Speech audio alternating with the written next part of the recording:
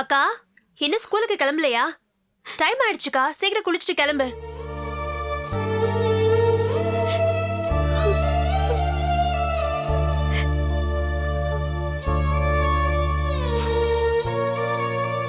அக்கா, ஏக்கா அழற?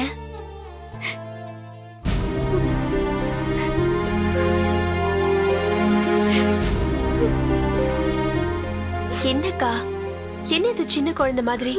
இப்ப என்ன ஆயிடுச்சு? நான் தான் அக்கா இல்லைன்னு ஆயிடுத்துல. அக்கா அக்கான்னு கூப்பிட்டு இன்னும் என் வேதனை அதிகப்படுத்துற. இங்க பாருக்கா, நீ தியாகராஜனோட பொண்ணா இருக்கலாம், ஆனா இந்த குடும்பத்தை விட்டு உன்னை பிரிச்சு பாக்குறதுக்கு என்னால முடியாது. கடைசி வரைக்கும் நீதான் என் அக்கா. நீ என்னதான் சமாதானம் சொன்னாலும் உண்மை அது இல்லையே சாரா. உண்மை எதுவா இருந்தா என்னக்கா? என்ன பொறுத்த வரைக்கும் அது என்ன கட்டுப்படுத்தாது. லட்சுமி, சாரா. அக்கா, அத்தை வரா, கண்ணை தொடச்சுக்கோ. ஏண்டி, ரூம்ல உட்காந்து 2 பேரும் என்ன பண்ணிட்டு இருக்கேள்? லட்சுமி, அழுதியா என்ன? இல்ல அத்தை. என்ன இல்லன்னு சொன்னா நான் நம்பிடுவேனா? கண்ணு ஜவ ஜவன்னு சவந்து இருக்கு. என்னடி ஆச்சு? இன்னும் என்ன ஆகணும்? நான் உங்க ஆத்து பொண்ணு இல்லைன்னு எல்லாருமே சேர்ந்து என்ன ஒதுக்கி வச்சுட்டேன்ல. அசுர மாதிரி பேசாத. ஏதோ எப்படா உண்மையை தெரிஞ்சுட்டு உன்னை ஆத்த விட்டு அனுப்பலான்னு நாங்க துடிச்சுட்டு இருந்த மாதிரி இல்ல பேசுற நீ. அப்படிதான் கச்சை கட்டிண்டு அன்னைக்கு தியாகராஜனோட அனுப்புறதுக்கு எல்லாரும் துடியா நின்னல. வைத்தியம் மாதிரி பேசாத லட்சுமி. உன்னை அனுப்புறதுக்கு எனக்கு ஆசையா இல்ல தேசிகனுக்கும் விஜயாவுக்கும் தான் ஆசையா? துக்கத்தை நீ அழுது காமிச்சுட்டமா, எங்களால அது முடியல. ஆமா லட்சுமி, எங்க மனசெல்லாம் கல்லாக்கிண்டுதான் உன்னை தியாகராஜநாத்துக்கு போன்னு நாங்க சொன்னோம். அப்படியே அக்காவை போக சொல்லணும்? இத்தனை வருஷமா வளர்த்த எங்களுக்கு தான் உரிமை இருக்கு, உங்களுக்கு இல்லன்னு தியாகராஜன் கிட்ட சொல்லிருக்க வேண்டியதானே நீங்க? என்னடி பேசுற நீ? உங்க அப்பாவை பத்தி தெரிஞ்சுதான் பேசுறியா? உங்க அப்பா எப்படி அப்படி சொல்லுவார்? நியாயம் தர்மம் எல்லாம் சேர்ந்து பிறந்த உருவம், மொத்த உருவம்டி. அவனால எப்படி சொல்ல முடியும்? லட்சுமி, அப்பா தான் சொன்னா, அதுக்காக நீ என்ன பண்ணின? அவரோட போமாட்டேன்னு சொன்னியா இல்லையா? அதை நாங்க கேட்டு இருந்தோமோ? இப்ப தியாகராஜ மட்டும் என்ன உன்னை கைய பிடிச்சி தர தர எடுத்துட்டு அவாத்கா கூட்டிட்டு போனார் இல்லையே? லட்சுமி வற்புறுத்தாதீங்கோ. அவ மனசுல என்னைக்கு தோணி அவ வரணும்னு நினைக்கிறாளோ அன்னைக்கு அவ வரட்டும் அப்படின்னு உன்னை ஆத்துல விட்டுட்டு தானே போனார். எவ்வளவு பெரிய மனசுடி அவருக்கு, அதை நினைச்சு பார்க்க வேண்டாமாடிமா? அக்கா மட்டும் என்ன, வேற ஒருத்தியா இருந்தா இவ்வளவு சொத்தோட ஒரு அப்பா கிடைச்சதுக்கு வளர்த்தவா கிட்ட சொல்லிக்காமையே போயிருப்பா. ஆனா அக்கா அந்த சொத்தையெல்லாம் ஒரு தூசியா மதிச்சு நம்மள விட்டு போக மாட்டேன்னு சொல்லிட்டா. நான் பாத்துட்டு வரேன்.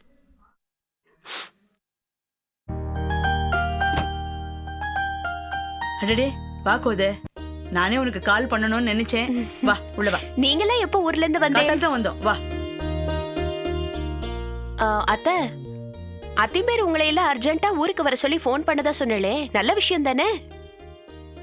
நல்ல விஷயமா கெட்ட விஷயமான்னு தெரியல, விவரமா சொல்லணும். கோவிந்த தியாகராஜனோட சொத்தை அடையறதுக்காக ஒரு பொண்ணு அங்க அழிச்சுன்னு வந்திருந்தான். அதை சரி கட்டுறதுக்காக நீ வந்து மோகனாவை அங்க கொண்டு போய் விட்ட. இந்த 2 சமாச்சாரமும் பிசு பிசுத்து போயிடுத்துமா. ஆமா, தியாகராஜனோட உண்மையான பொண்ணு யாருன்னு இப்ப தெரிஞ்சு போயிடுத்து. அப்படியா? யாரது? சொன்னா நீ ஆச்சரியப்பட்டு போயிடுவ. அது வேற யாரும் இல்ல, நம்ம லட்சுமி தான்.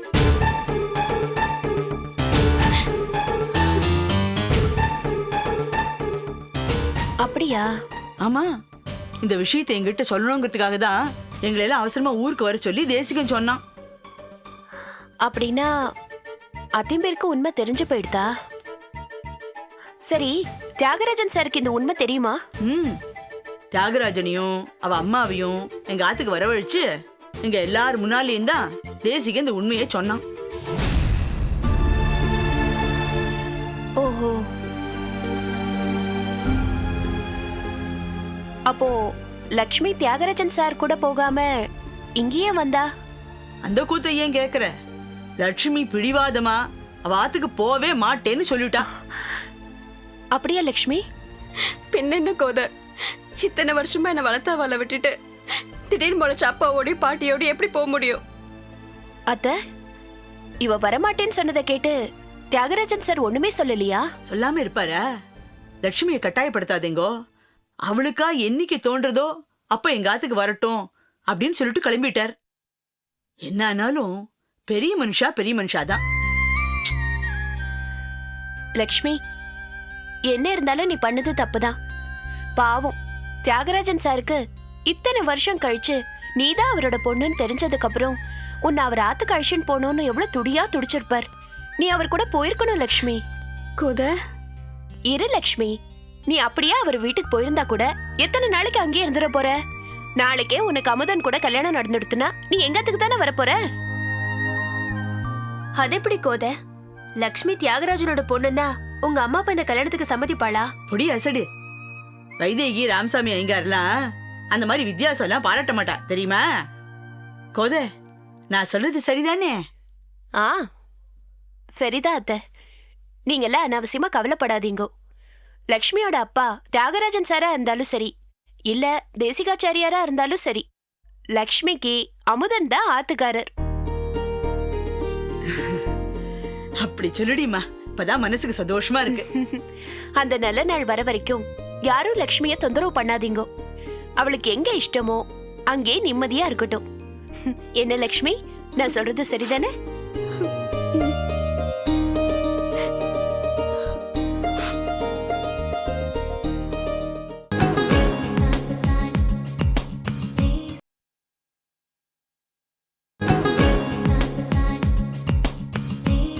அமுதா, கல்கத்தாவுக்கு ஆர்டர் அனுப்பிச்சிட்டியா? நாளைக்கு அனுப்பிடுறேன்ப்பா. நேத்திக்கே அவ ஃபோன் பண்ணா, சீக்கிரம் அனுப்பிச்சுடு. ஓகேப்பா. ஸ்டாஃப்ஸுக்கெல்லாம் சம்பளம் கொடுத்துட்டியோ? ஒர்க்கர்ஸ்க்கெல்லாம் கொடுத்தாச்சு, எக்ஸிக்யூட்டிவ்ஸ் மட்டும் கொடுக்கணும். அப்புறம் மார்ச் எண்டு வருது, ஆடிட்டர்கிட்ட போய் இந்த அக்கௌண்ட்ஸ் எல்லாம் கொடுத்துட்டு வந்துடு. சரிப்பா. அடட கோதையா, வாமா. லேட்டா வருவேன்னு சொன்ன, அதுக்குள்ள சீக்கிரம் வந்துட்ட. அதானே வழக்கமா. கோதை இன்னும் வரலையே, லேட் ஆகுதுன்னு அம்மா வருத்தப்பட்டு இருப்பா. இன்னைக்கு சீக்கிரம் வந்துட்டாலே என்ன காரணம்னு அம்மா வருத்தப்பட போறா. சரி, இந்த கிண்டெல்லாம் இருக்கட்டும். நான் இப்போ ஒரு முக்கியமான விஷயம் சொல்லிட்டு போலாம் தான் வந்தேன். அம்மா எங்க? உள்ளதா இருக்கா? மா மா, என்னடா யார் வந்திருக்கா பாரு. என்னடி கோத, என்னடி எதையாவது மறந்து வச்சுட்டு போயிட்டியா? அதெல்லாம் ஒண்ணு இல்லம்மா, நீ இப்படி உட்காரேன் சொல்றேன். ஒரு முக்கியமான விஷயம் உன்கிட்ட சொல்லிட்டு போலாம் தான் வந்தேன். விறுவிறுன்னு திரும்பி வர அளவுக்கு அப்படி என்னடி முக்கியமான விஷயம்? வா, வந்து உட்காந்து சொல்லு. மா, நான் அத்தையாத்துக்கு போயிருந்தேன். ஏமா கோதை, அவளெல்லாம் கும்போணத்துக்கு அத்திம்பர் வர சொன்னதா சொல்லி எல்லாரும் போயிட்டதா நீ சொன்னியே?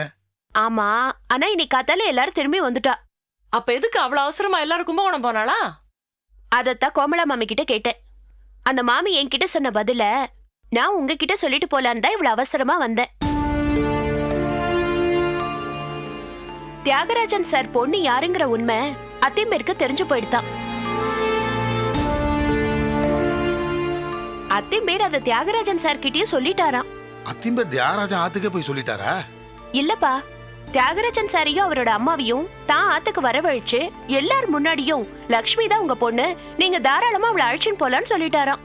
ஆனா லக்ஷ்மிக்கு தான் அதுல விருப்பம் இல்லாம நேரா சென்னைக்கு புறப்பட்டு வந்துட்டாளாம். ஆனா தியாகராஜன் பெருந்தன்மையோட அவளை வற்புறுத்தாதீங்க, அவ இங்கே இருக்கட்டும்னு சொல்லிட்டு போயிட்டான். ஆமா, அது எப்படி உங்களுக்கு தெரியும்? நீ கிளம்பி போனதும் தியாகராஜன் எனக்கு ஃபோன் பண்ணான். விஷயம் பூரா என்கிட்ட சொல்லிட்டான். உங்ககிட்ட விஷயத்தை நான் தான் முதல்ல சொல்ல போறேன்னு பரபரப்பா ஓடி வந்தேன். கடைசியில என் உற்சாகம் எல்லாம் காத்து போன பலூன் மாதிரி சப்புன்னு போயிடுது. ஏண்டிமா, இது ஒரு குறையா உனக்கு? அத்திம்பேர்ட்ட இந்த விஷயத்தை யார் சொல்ல போறா, எப்படி சொல்ல போறான்னு குழம்பின்னு இருந்தோம். நல்ல வேளை பெருமாள் அதை தீர்த்து வச்சுட்டார். நாம தான் உண்மையை எப்படி சொல்ல போறதுன்னு குழம்பின்னு இருந்தோம். ஆனா அத்திம்பேரை பாரு, விஷயம் தெரிஞ்ச உடனே அது தன்னை ரொம்ப பாதிக்குன்னு தெரிஞ்சும் கூட கொஞ்சம் கூட யோசிக்காம தியாகராஜனை கூப்பிட்டு எல்லாத்தையும் சொல்லிட்டாரு பாரு. என்ன இருந்தாலும் வேதம் படிச்சு அதன்படியே வாழ்ந்து காட்டுவர்னு நிரூபிச்சிட்டாரு. அத்திம்பேர் அப்படி நடந்துட்டதுல அதிசயமே இல்லை. அவர் இப்படி நடந்துக்கலன்னா தான் அதிசயம். ஆனா தியாகராஜன் சார் அவர் எவ்வளவு பெருந்தன்மையா நடந்திருக்கார்.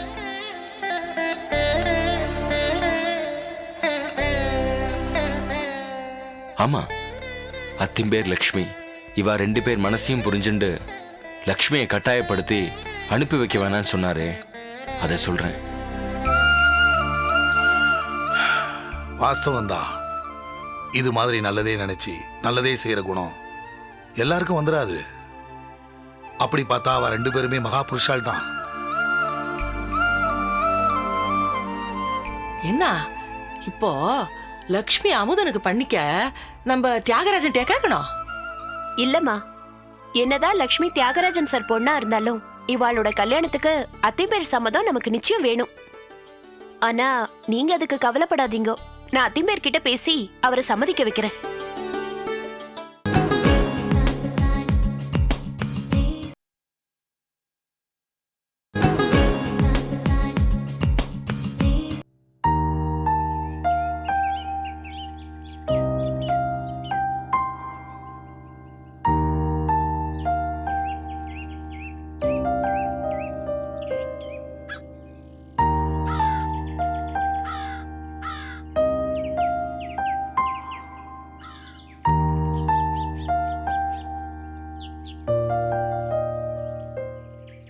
வாசு, வாங்கோ, உட்காருங்க.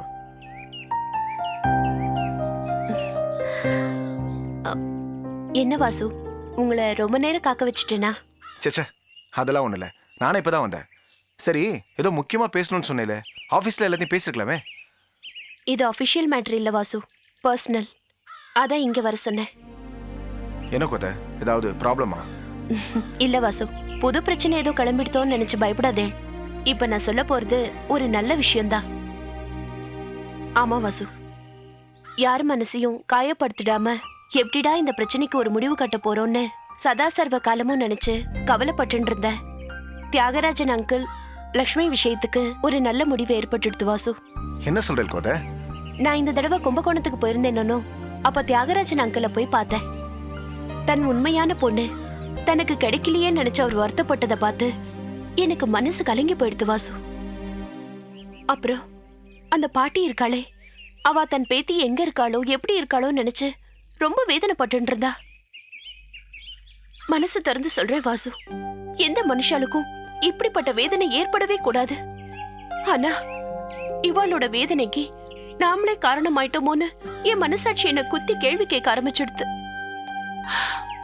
அப்புறம் மோகனாவும் நானும் தனியா மீட் பண்ணி பேசணும். அவளும் இவாளோட வேதனைய சொல்லி ரொம்ப ஃபீல் பண்ணிட்டு இருந்தா. நல்லவாளுக்கு எதுக்கு இவ்வளவு கஷ்டம்? என்ன நடந்தாலும் பரவாயில்ல, தியாகராஜன் அங்கிள் கிட்ட உண்மையை சொல்லிடுறதுன்னு முடிவு பண்ண. தியாகராஜன் அங்கிள சென்னைக்கு வர சொன்னேன். அவரும் வந்தார். லக்ஷ்மியை எங்க ஆத்துக்கு வர சொல்லி நானும் அப்பாவும் அவர்கிட்ட லக்ஷ்மி தான் அவர் பொண்ணுங்கிற உண்மையை எப்படியும் சொல்லிட்டோம். அப்போ தான் பொண்ணு லக்ஷ்மி தான் தெரிஞ்சதுக்கு அப்புறம் தியாகராஜன் சார் லக்ஷ்மியை தான் ஆத்து கூட்டிட்டு போயிட்டாரா? அதான் இல்ல வாசு, தியாகராஜன் அங்கிள் ரொம்ப பெருந்தன்மையா நடந்துட்டார். என்ன சொல்றேன் கோத? ஆமா வாசு. உப்பை தின்னா தான் தண்ணி குடிக்கணும். நீங்க யாரும் எந்த தப்பும் செய்யல, அப்புறம் எதுக்காக நான் உங்களுக்கு தண்டனை கொடுக்கணும்? ஒரு உண்மையை சொல்லி 2 உயிரை பறிக்கிறத விட ஒரு பொய்யை சொல்லி 2 உயிரை காப்பாற்றணும்னு நினைச்சிங்களே, இந்த நல்ல மனசு எனக்கு ரொம்ப பிடிச்சிருக்குடா. நீங்க எல்லாரும் ரொம்ப உயர்வானவங்கன்னு காமிச்சிட்டீங்க. ராகவா, உன்னை என் ஃப்ரெண்டாக அடைஞ்சதுக்கு நான் ரொம்ப சந்தோஷப்படுறேன்டா.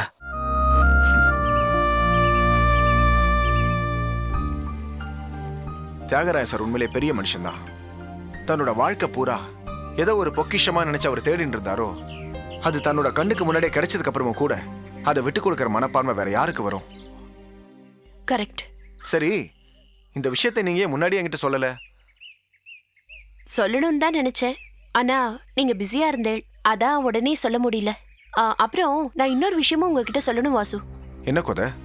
ஆமா வாசு, நான் தியாகராஜன் சார் சென்னைக்கு வரவழைச்சு லக்ஷ்மி தான் அவர் பொண்ணுன்னு உண்மையை சொன்ன நேரம் அங்க அத்திம்பேரும் தியாகராஜன் சார் அம்மாவை போய் பார்த்து லக்ஷ்மி தான் அவங்க பேத்திங்கிற உண்மையை சொல்லியிருக்கார்.